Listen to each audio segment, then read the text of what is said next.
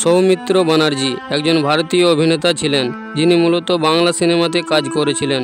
বাংলা সিনেমায় ৮০ এবং ৯০-এর দশকে নেতিবাচক ভূমিকার জন্য তিনি একজন জনপ্রিয় অভিনেতা হিসাবে বিবেচিত হন।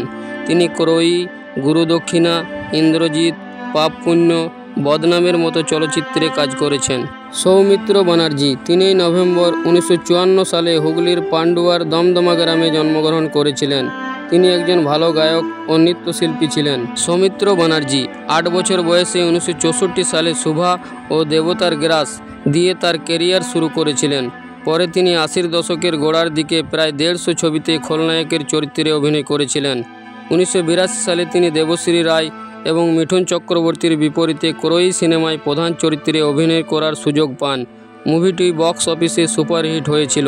সৌমিত্র ব্যানার্জি দীর্ঘদিন অসুস্থ থাকার পরে ৮ জানুয়ারি ২০০০ সালে মারা যান।